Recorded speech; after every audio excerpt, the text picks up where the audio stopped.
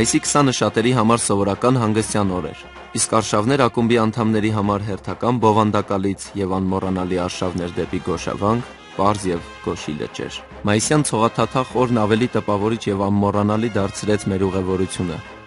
որն ամբողջ ընթացքում ուղեկցվեց կիթառի զրնգուն հնչյուններով եւ վաղուց սիրելի ու հարազատ դարձած երգերով։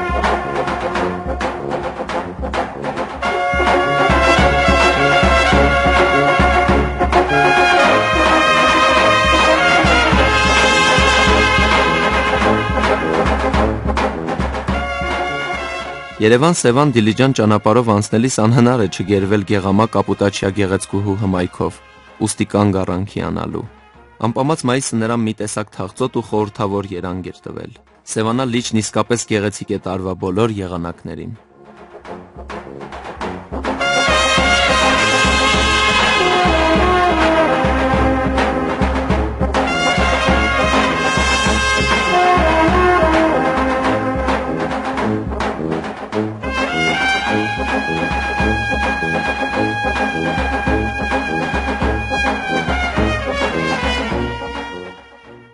Քիչ անց շարունակում էինք ուղևորությունը, բայց մասնակիցների տրամադրությունն այնքան բարձր էր, որ նրանք խնդրեցին որոշ ժամանակ ընդհատել այն, քանի որ մեքենաներում, չնայած որ դրանք շատ հարմարավետ են, հնարավոր չէր պարել։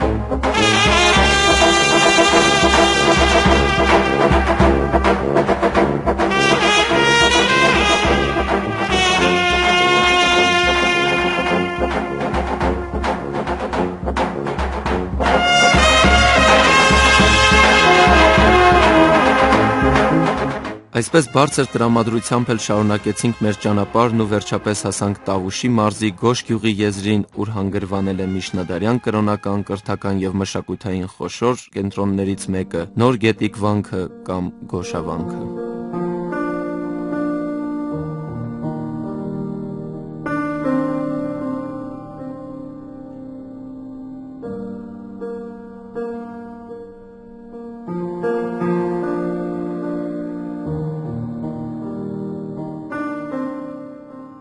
Այն կառուցվել է 13-րդ դարի հայ գիտնական, օրենսդիր, մատենագիր, առակագիր եւ մանկավարժ Մխիթար Գոշի կողմից, որը նրա մահվանից հետո 1213 թվականին նրա անվամբ կոչվել է Գոշավանք։ 13-րդ դարի պատմիչ Կիրակոց Գանձակեցին վկայում է, որ վանքի առաջին Սուրբ Գրիգոր Լուսավորիչ եկեղեցին փայտաշեն էր։ Եկեղեցու կառուցումն իրականացրել է Հյուսն ատաղծագործ Մխիթար Հյուսնը։ Խաչքարերի շարքում առանձնանում են վարպետ Պողոսի կերտած ասեղնագործ նրբությամբ քանդակված զույգ խաչքարերը, դրված Սուրբ Գրիգոր Լուսավորիչ եկեղեցու արևմտյան ճակատի առջև մուտքի երկու կողմերում։ Հարավային խաչքարը 1935-ին տեղափոխվել է Հայաստանի պատմության պետական թանգարան։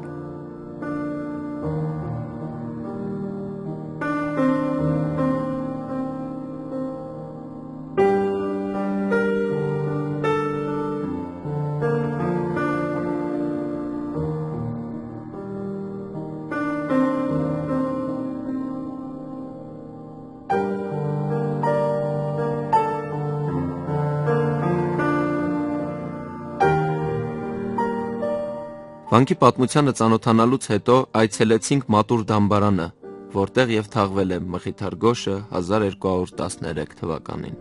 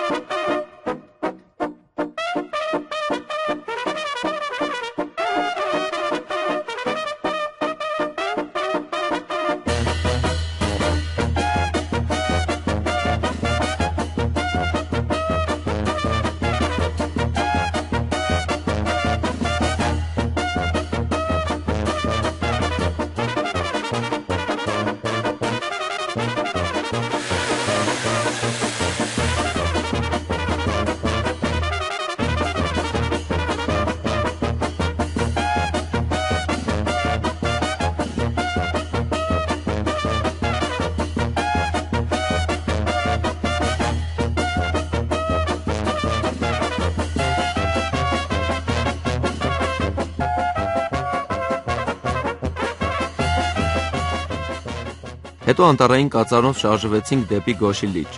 Մեղմ քամին գարնան խոնավ շշուկներ ու արձագանքներ էր բերում անտառից։ Քայլում էինք հմայված տավուշ աշխարհի գեղեցկությամբ, շուրջ բոլորը խենթացնող բնաշխարհ էր։ Օդում հողի խոնավ բույր կար։ Անձրևն էլ ճիշտ ժամանակին եկավ։ Քայլում էինք անտառում հմայված ցողաթաթախ ու լցված գարունով։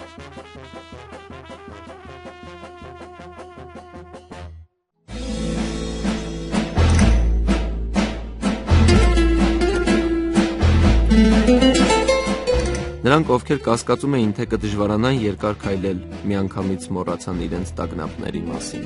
Չնկատեցինք, թե ինչպես մեր առջև հայտնվեց լեռների գրկում ծվարած Գոշի լիճը, իր վայրի ու անմատչելի գեղեցկությամբ։ Նրա հայլու մեջ անտառն էր հուզված գլուխնորորում ու գարնան հմայքն էր արտացոլվում։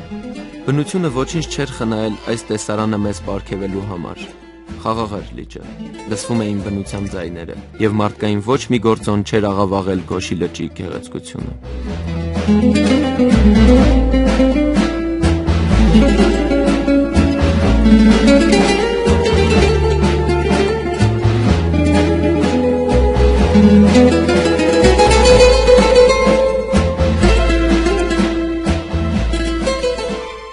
Հիացած ու ոգևորված շարժվեցինք դեպի պարզ լիճ, որը գտնվում է Դիլիջան քաղաքից 9 կիլոմետր հյուսիս-արևելք, Արգունի լեռնաշղթայի հյուսիս-արևմտյան գեղատեսիլ անտառապատ լանջին։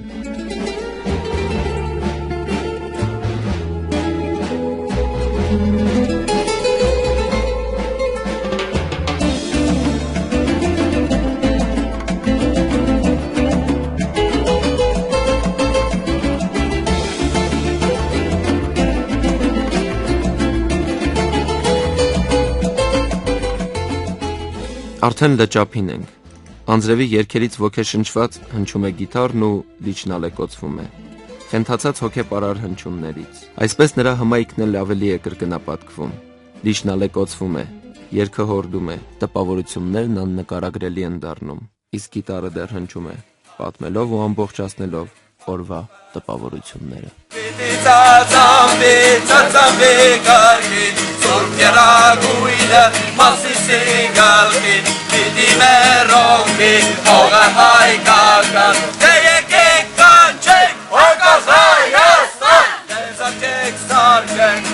Շուչ վերջին արժանիլին եք Մարկուբասագին դեզարկեք սարկեք Մինչև շուչ վերջին արժանիլին եք Մարկուբասագին Գետե ծածամվի կրկին Սուրբ երագույնը Մասիսի գլխին Դինի մեր հողի Հողը հայկական Դե եկեք կանչեք Անկախ Հայաստան Զարկեք, մինչև շուտ վերջին Արժանիլին ենք Մարկուբասագին Դե զարկեք, մինչև շուտ վերջին Արժանիլին ենք Մարկուբասագին